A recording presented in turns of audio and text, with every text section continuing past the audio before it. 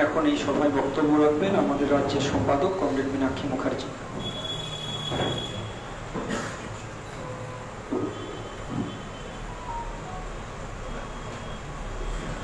সাথী সভাপতি, যুবশক্তির আমাদের এডিটোরিয়ালের এডিটর কলতান, আমাদের যুবশক্তির এডিটোরিয়াল বোর্ডের সহ পৌলভী, প্রাক্তন সর্বভারতীয় সম্পাদক মোহাম্মদ সেলিম এবং বর্তমান সর্বভারতীয় সাধারণ সম্পাদক হিমগ্ন ভট্টাচার্য হিমদা, আমাদের রাজ্যের এসএফআই এর সভাপতি প্রণয় কাজী এবং আপনারা যারা উপস্থিত আছেন। কলতান বলেছে যে এই বইটাতে যা ভাবনা, যে বিরাট ভাবনা, এবং সেই ভাবনাকে বাস্তবায়িত করার জন্যে যে উদ্যম, যে জেদ, যে সাহস এবং যে পরিকল্পনা, যা আমাদের কাছে বিরাট সম্পদ, যা লিখিত আকারে আমাদের কাছে আছে। আরো অনেক কিছু আছে, তা কমরেড বুদ্ধদেব ভট্টাচার্যের সাথে যারা কাজ করেছেন একসাথে, যারা দেখেছেন সামনে থেকে, যারা সাংগঠনিক এবং প্রশাসনিক দিকেও কাজ করেছেন, তাদের মধ্যেও অনেক কিছু আছে। আমাদের যুবশক্তির কাছে, আমাদের ডিওয়াইএফ এর কাছে, ডিওয়াইএফআই এর কাছে এই সম্পত্তির যা ছিল তার একটা খুব কম অংশ আমরা এই স্বপ্ন দেখব বলে বইটাতে আমরা জায়গা করেছি। এটা খুব কম অংশ, কিন্তু এই কম অংশের মধ্যে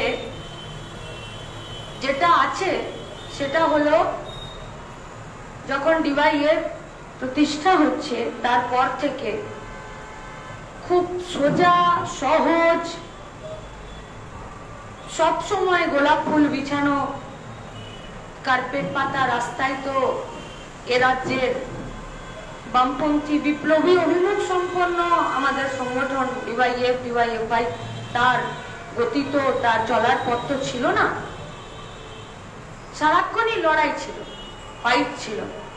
সেই লড়াইয়ে জিতে আসার মানসিকতা ছিল, জেদ ছিল, সাহস ছিল। সেইটার একটা ছবি আমাদের এই বইয়ে আছে।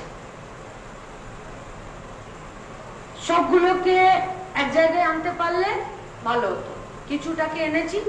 এটা আমাদের কাছে সামনের দিকে, সামনের দিনে এগিয়ে নিয়ে যাবার জন্য আমাদের হাতে একটা মশাল, যে মশালটা আমাদেরকে রাস্তা দেখাবে, যে মশালটা ন্যায়কে আলো দেখাবে, আর যে মশালটা এই জটিল ঝড় ঝঞ্ঝার পরিস্থিতিতে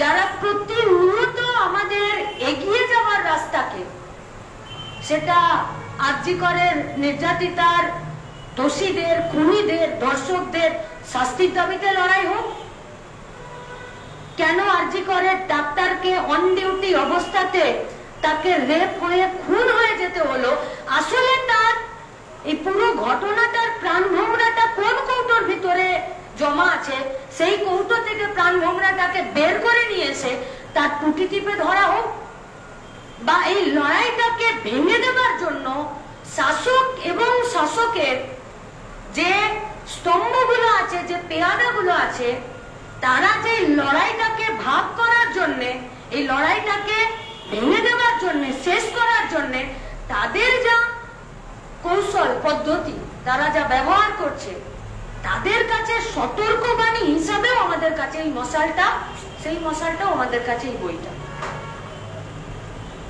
ফলত আজকের পরিস্থিতিতে আমাদের কাছে এই বইটা, বা আজকের এই বই উদ্বোধনের আনুষ্ঠানিক উদ্বোধনে আমাদের আজকের এই সভাটা বা আমাদের কথাটা নিছক আনুষ্ঠানিকতা নয়। আমরা এই আজকের সবার মধ্যে দিয়ে যারা উপস্থিত, যারা এই প্রযুক্তির যুগে আমাদের কথা, আমাদের এই সোশ্যাল মিডিয়া, সামাজিক মাধ্যম বা কাল সকালে খবরের কাগজের মাধ্যমে পড়বেন, বা আজকে যারা সরাসরি দেখছেন বা একটু পরে দেখবেন, তাদের কাছে আমাদের আবেদন, তাদের কাছে আমাদের অঙ্গীকার। আমরা জানি লড়াইটা কঠিন, আমরা জানি লড়াইটা অনেক দীর্ঘ, আমরা জানি লড়াইটা আমাদেরকে লাগাতার ধারাবাহিক চালাতে হবে। তাই ওরা আমাদের মানে এসএফআই, ডিওয়াইএফআই, বামপন্থী তাদের নয়, আমাদের মানে আজকে গোটা রাজ্যে আমাদের একমাত্র পরিচয় আমরা প্রতিবাদী, আমরা আন্দোলনকারী। সেটা যুব ভারতী ক্রীড়াঙ্গনের বাইরে দাঁড়িয়ে হোক বা একটু আগে 15 বছরের বাচ্চা বাচ্চা ছেলে মেয়েগুলো ধর্মতলাতে দেশের জাতীয় পতাকা নিয়ে তারস্বরে চিৎকার করা হোক যে আমার দিদির বিচার চাই, বা গোটা রাজ্যে যারা নাগরিক তারা তাদের নিজস্ব ব্যানারে হোক বা তাদের পরিচয়ে হোক যারা নামছেন, যারা কলাকুশলী, যারা শিল্পী তারা নামছেন, যারা প্রগতিশীল তারা নামছেন, যারা ডাক্তারবাবুরা তারা নেমেছেন, যারা আমাদের মায়েরা, আমাদের বোনেরা, আমাদের দিদিরা, আমাদের মাস্টারমশাই অধ্যাপকরা তারা নেমেছেন। আজকে আমাদের সবার এক পরিচয়, আমরা প্রতিবাদী। আরে কিছু গুটি কয়েক সরকারের পুলিশ আছে, একটা সংস্থা আছে যাদেরকে তৈরি করা হয়েছিল সমাজ অপরাধ প্রবণতাকে শেষ করার জন্য, দমানোর জন্য, এ গোটা সমাজের নিরাপত্তা সুরক্ষাকে সুনিশ্চিত করার জন্য। তার জন্য আমরা মানে গোটা রাজ্যের, গোটা দেশের মানুষ আগে ফাইনাল করে, ঠিক করে, তারপরে আইন করে, তারপরে তাদের পরিচালনার জন্য সব রকম ব্যবস্থা করে।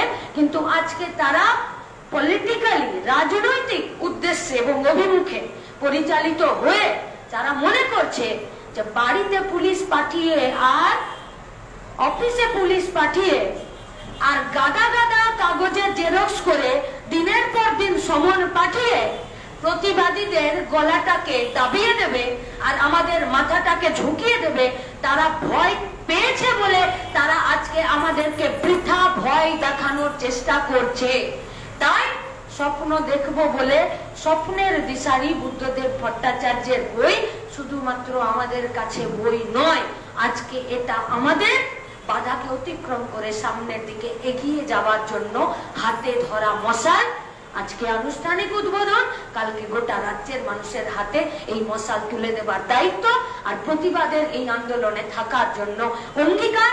আর বাকি সমস্ত অংশের সাধারণ মানুষকে শেষ দেখে ছাড়ার আবেদন জানিয়ে আমার কথা শেষ করলাম। ইনকালাব জিন্দাবাদ।